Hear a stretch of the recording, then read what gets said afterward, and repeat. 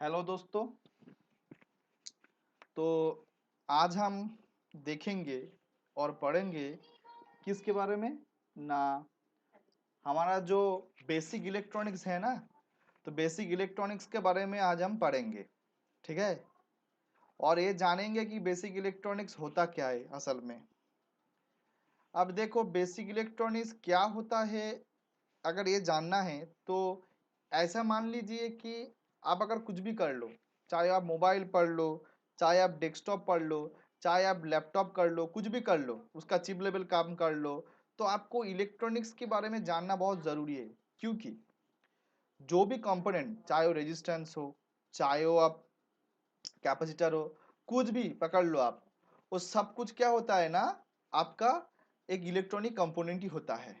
मतलब कि अगर हमें इन सारी चिप लेवल की वर्क को जानना है, काम को अगर करना है, तो हमें क्या करना पड़ेगा, फिर बेसिक इलेक्ट्रॉनिक्स के बारे में हमारा नॉलेज होना बहुत जरूरी है। ठीक है।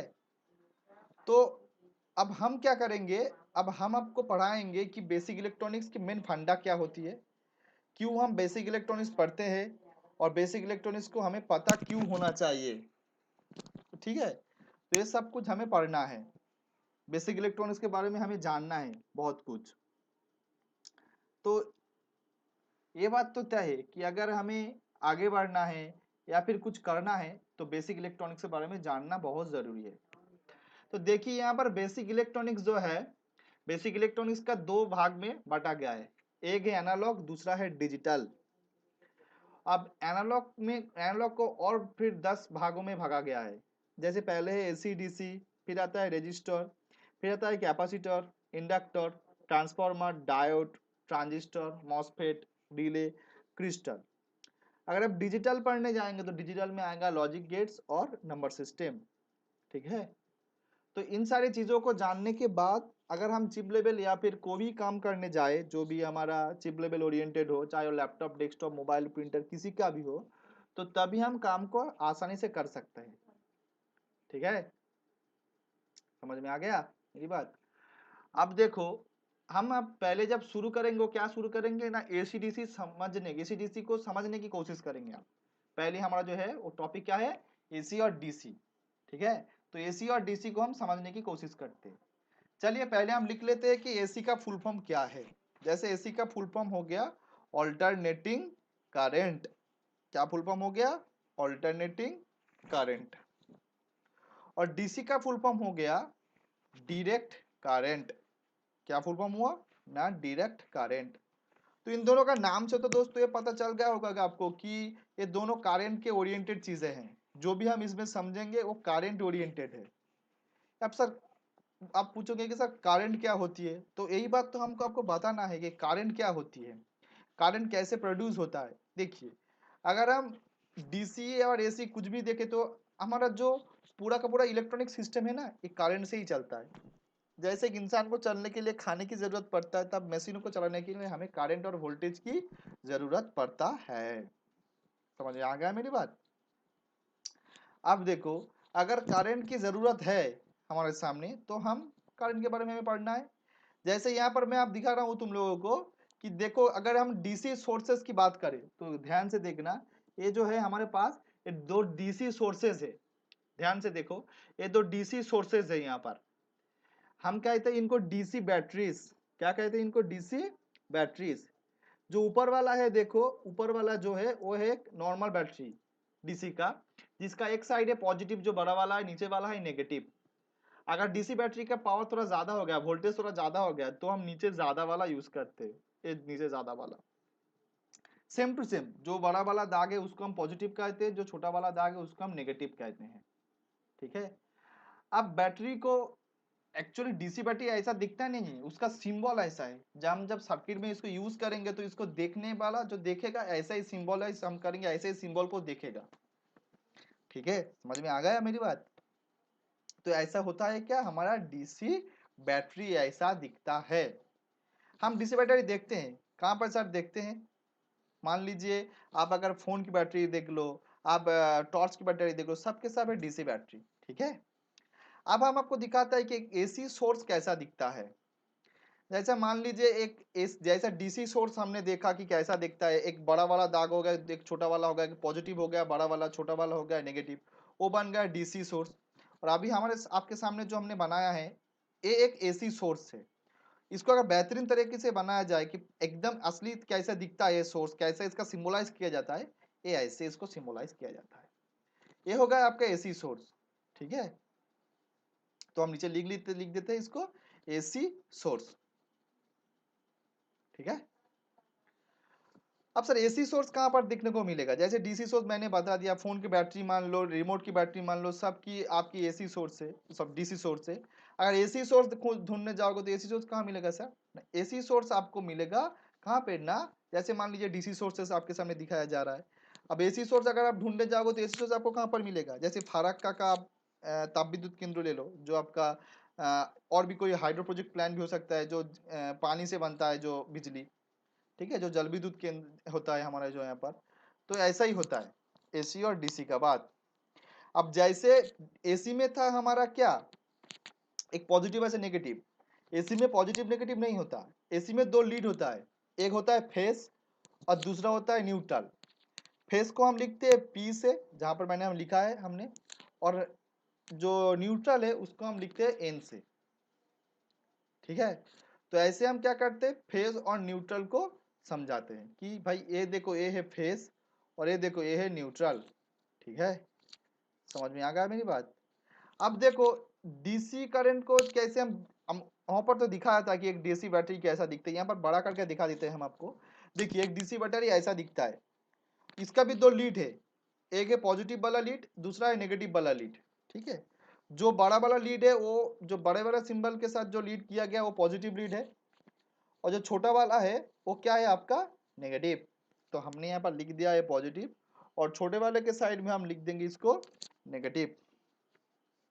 ठीक है, तो ध्यान से समझ लेना, डीसी में है पॉजिटिव और नेगेटिव वाली बात, और एसी में जो है वो क्या, एसी में जो है फेज और न्यूट्रल वाली बात है। यहाँ पर पॉजिटिव नेगेटिव नहीं होता, यहाँ पर फेज न्यूट्रल होती है। क्या क्यों ये पॉजिटिव नेगेटिव नहीं होता एसी में, क्यों डीसी में ही होता है, ये हम बाद में बात करेंगे। जब एसी डीसी को हम बारीकी से जानेंगे, अंदर जाके इसको पढ़ेंगे, तो तब हमें पता चल जाएगा कि क्यों ऐसा किया जाता है। ठीक है, तो चलिए अब हम पढ़ते हैं बारीकी से, एसी और डीसी को समझने की हम कोशिश करते हैं। ठीक है, तो चलिए आगे बढ़ते हैं हम एसी और डीसी की तरफ। मान लीजिए हम पहले क्या शुरू करेंगे, हम पहले शुरू करेंगे क्या, ना डीसी। पहले हम क्या शुरू करेंगे ना, डीसी। तो डीसी को हम पढ़ना शुरू कर देंगे। चलिए लिख लेते हैं डीसी। डीसी यानी डायरेक्ट करंट। अब हम कोशिश करते हैं कि डीसी लिखने के बाद हम एक डीसी बैटरी को सिंबल को बनाएंगे और एक सर्किट को बनाने की कोशिश करेंगे। एक सिंपल सी सर्किट बनाएंगे दोस्तों, देखना कि यहाँ पर एक सिंपल सी बैटरी होगा, और उस बैटरी को हम क्या करेंगे ना, उस बैटरी को हम वायर से कनेक्ट कर देंगे पूरी तरह से। हम क्या करेंगे ना, वायर से कनेक्ट कर देंगे उस बैटरी को। ठीक है, उस बैटरी को क्या करेंगे, हम वायर से कनेक्ट कर देंगे। ठीक है, जैसे दे दिया कनेक्ट करके हमने बैटरी को, रुक जाए जरा, वो जरा थोड़ा हट गया था। तो हम क्या करेंगे, अब डीसी बैटरी को एक सर्किट को बना लेंगे। ठीक है, तो दोस्तों अगर हम सर्किट बना लेंगे डीसी बैटरी के साथ, तो एक बैटरी क्या करता है, एक बैटरी क्या करता है ना, इलेक्ट्रिसिटी भेजता है। एक बैटरी क्या प्रोड्यूस करता है ना, इलेक्ट्रिसिटी प्रोड्यूस करता है। तो हम सबको पता है कि एक बैटरी क्या प्रोड्यूस करता है ना, एक इलेक्ट्रिसिटी प्रोड्यूस करता है। लेकिन ये तो पता नहीं है ना भाई, इलेक्ट्रिसिटी क्यों प्रोड्यूस करता है और कहाँ से कहाँ तक ये इलेक्ट्रिसिटी जाता है। जैसे हमने दिखा दिया यहाँ पर कि बैटरी की पॉजिटिव से इलेक्ट्रिसिटी निकल के नेगेटिव में आएगा। जैसे हमने एरो दे दिया, तो एरो से पता चल गया आप लोगों को होगा कि जो इलेक्ट्रिसिटी और करंट है वो क्या होता है ना, पॉजिटिव से निकल कर नेगेटिव में आएगा डीसी में। और करंट को हम डिनोट करते हैं कैपिटल आई लेटर से। ठीक है, आई एक लेटर है जिसको हम डिनोट करने के लिए यूज करते हैं, किसको ना, करंट को। अब हम आपको समझाते हैं कि क्यों करंट पॉजिटिव से नेगेटिव जाते हैं। देखिए बैटरी का जो नेगेटिव पोर्ट है, ऐसा माना जाता है कि बैटरी का जो नेगेटिव साइड है उसमें ढेर सारा इलेक्ट्रॉन्स होता है, और जो पॉजिटिव साइड्स होता है उसमें लैक ऑफ इलेक्ट्रॉन्स होता है। तो जिसमें ढेर सारा इलेक्ट्रॉन होगा, इलेक्ट्रॉन की चार्ज नेगेटिव होता है, इसलिए उस साइड को हम बैटरी के नेगेटिव पोल बोलते हैं, और दूसरी साइड को हम पॉजिटिव पोल या पॉजिटिव बोलते हैं। अब क्या होता है, नेगेटिव साइड से बहुत सारा जो इलेक्ट्रॉन है वो क्या होता है ना, पॉजिटिव में आ जाता है। सर क्यों सर, पॉजिटिव से इलेक्ट्रॉन क्यों नेगेटिव की तरफ आएगा सर? चलिए हम बना देते हैं यहाँ पर कि देखिए इलेक्ट्रॉन जो है वो नेगेटिव से पॉजिटिव की तरफ आता है। सर क्यों नेगेटिव से पॉजिटिव की तरफ आता है? ये जाहिर सी बात है, मान लो एक तरफ पानी बहुत ऊंचा है, एक तरफ पानी बहुत नीचा है, अगर दोनों में कनेक्ट करेंगे तो क्या होगा, जो ऊंचा से पानी क्या होगा, निकल के कहाँ पर आएगा, ना निकल के सीधे आ जाएगा कहाँ पर, ना जहाँ नीचू है वहां पर। तो यहाँ पर क्या होता है, नेगेटिव साइड पे ढेर सारा इलेक्ट्रॉन होता है, पॉजिटिव साइड पे तो इलेक्ट्रॉन ज्यादा होता नहीं है। तो होता क्या है ना, नेगेटिव से जब भी आप कनेक्ट करोगे नेगेटिव पॉजिटिव को थ्रू अ वायर, अब वायर क्या होगा ना, इलेक्ट्रॉन फिर नेगेटिव साइड से पॉजिटिव साइड की तरफ आ जाएगा।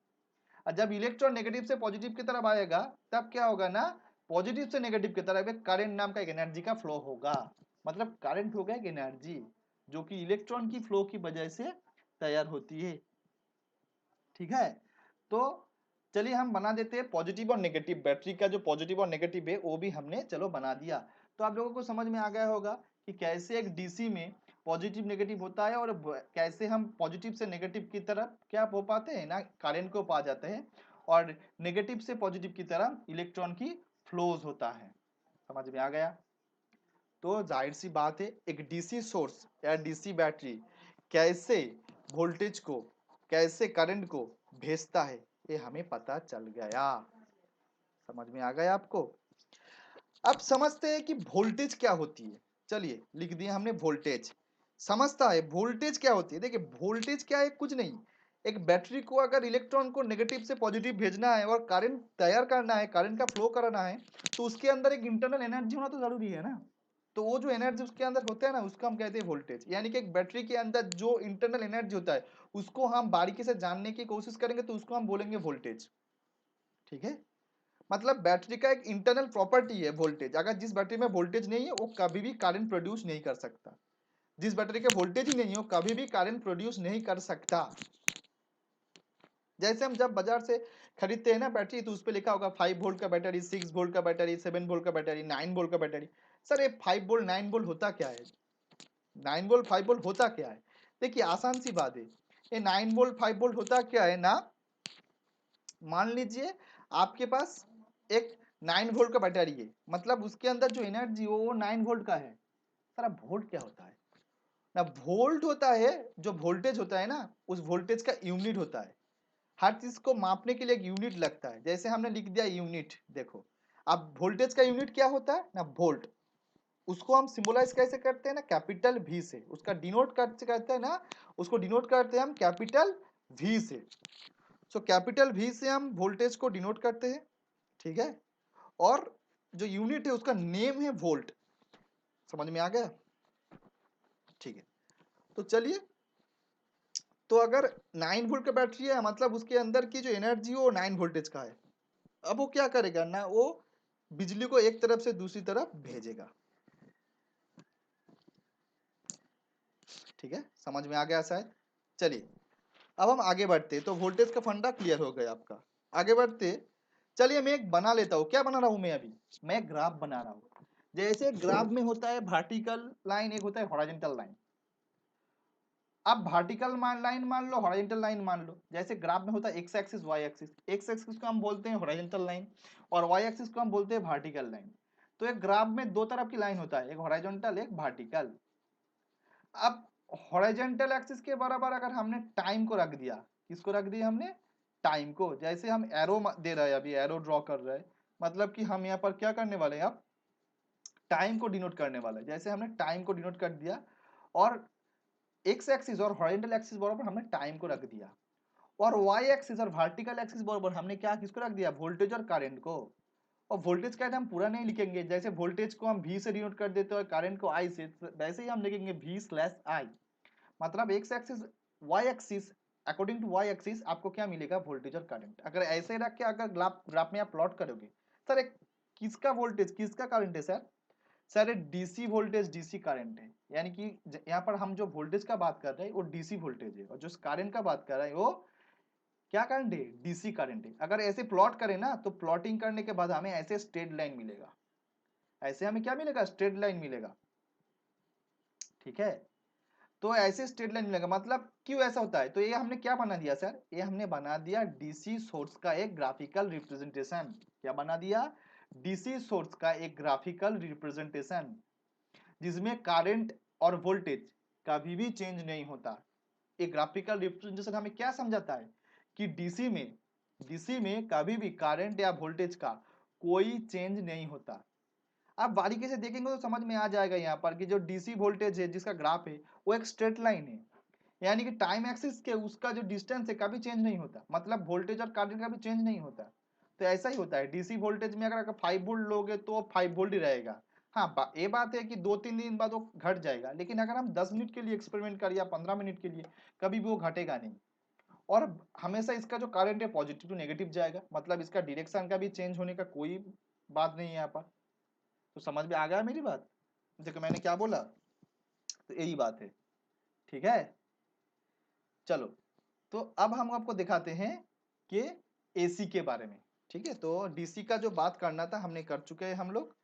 अब हम बात करेंगे किसके बारे में, एसी के बारे में।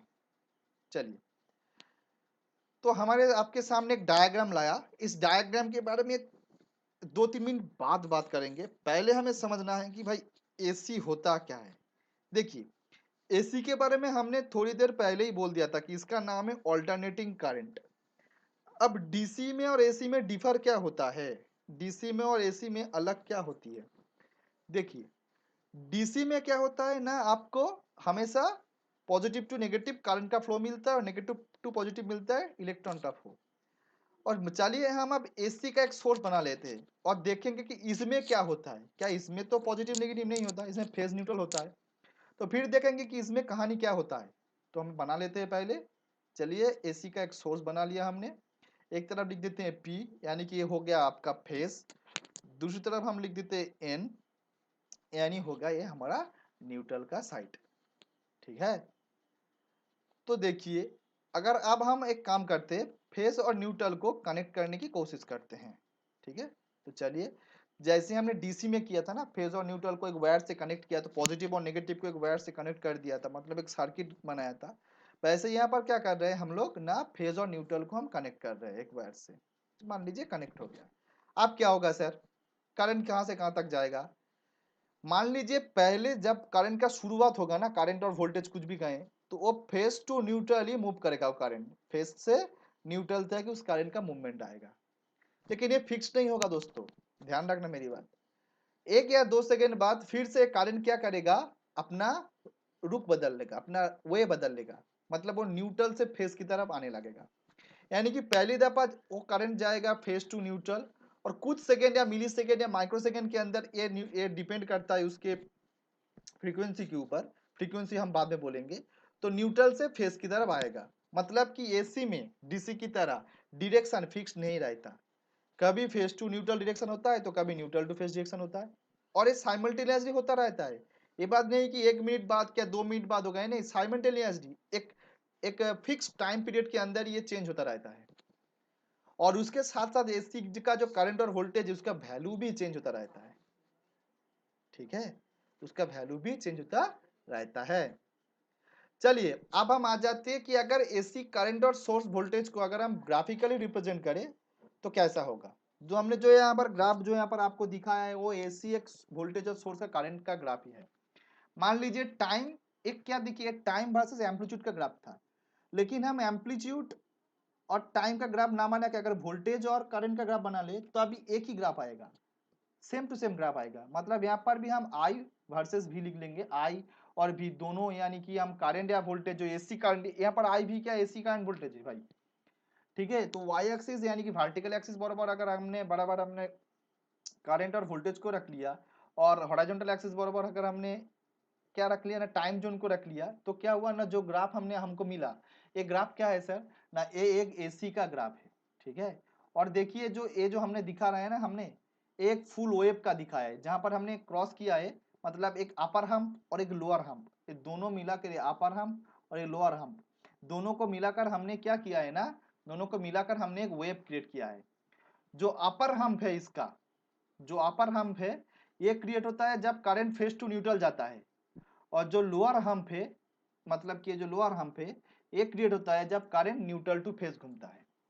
ठीक है, तो चलिए हम कुछ ड्रॉ कर लेते हैं। जैसे हमने हम्प से हमारा जो टाइम एक्सिस के ऊपर 2 लाइन क्रॉस डाल लिया, तो इससे क्या पता चलता है, देखिए जब टाइम धीरे धीरे आगे बढ़ रहा है, इसका करंट और वोल्टेज फिक्स नहीं है, देखिए वो थोड़ा थोड़ा करके बढ़ रहा है। और एक टाइम होता है जब करंट का मान जो वैल्यू है सबसे ज्यादा होता है, ठीक है, जो हमने अभी बनाया देखिए वो सबसे ज्यादा है, उसके बाद टाइम बढ़ने के बाद धीरे धीरे वो घटता रहता है। तो इसको हम कहते हैं पिक वैल्यू। क्या कहते हैं इसको हम? Peak value. किसका पिक वैल्यू सर? करंट का पिक वैल्यू बोल सकते हैं आप लोग, वोल्टेज का पिक वैल्यू बोल सकते हैं, ठीक है। यानी पिक वैल्यू यानी हाईएस्ट वैल्यू, कि करंट का जो फेज टू न्यूट्रल जब करंट घूम रहा था तो उसका वैल्यू तो चेंज हो रहा था, अब इस वैल्यू में हाईएस्ट वैल्यू आ रहा था। वैसा ही जब न्यूट्रल टू फेज करंट घूमेगा तो उसके लिए भी एक पिक वैल्यू आएगा, ठीक है। तो जैसे हम इसका एक साइड को बोलते हैं अपर हम्प, दूसरे साइड को बोलते हैं लोअर हम्प। अपर हम्प और लोअर हम्प को हमारे जोड़ दे तो एक वेव क्रिएट होता है। ऐसा ढेर सारा वेव आपको मिलेगा, क्योंकि करंट तो फिक्स नहीं रहता। करंट को अगर आप 5 मिनट तक 6 मिनट तक ऑब्जर्वेशन का ग्राफ अगर टाने की कोशिश करेंगे तो ढेर सारा वेव आएगा, ठीक है। तो ये क्या है ना, ये है एसी वेव का ग्राफिकल रिप्रेजेंटेशन, बा हम कह सकते हैं ये है एसी वेव फॉर्म, ठीक है। अब इसको दिखने का अगर मैथमेटिकली जाए तो साइन वेव और इसका फॉर्म एक तरफ है, एक ही जैसा है, इसलिए इसको हम साइन वेव भी कह सकते हैं। समझ में आ गया? ये हमने दिखा दिया है, देखिए यहाँ पर जो ड्रॉ किया अभी, ये न्यूट्रल जब होता है ना, न्यूट्रल पोजीशन, तो न्यूट्रल पोजीशन से जब फेज तक आता है करंट, तो न्यूट्रल से फेज तक आने के लिए एक पीक वैल्यू को हमने दिखा दिया है। मतलब दोनों साइड सेम टू सेम होता है, टाइम पीरियड सेम ही रहता है। जब तक फेज टू न्यूट्रल का जो टाइम सेक्शन होता है, न्यूट्रल टू फेज से टाइम सेक्शन में ही काम हो जाता है। समझ में आ गया है मेरी बात?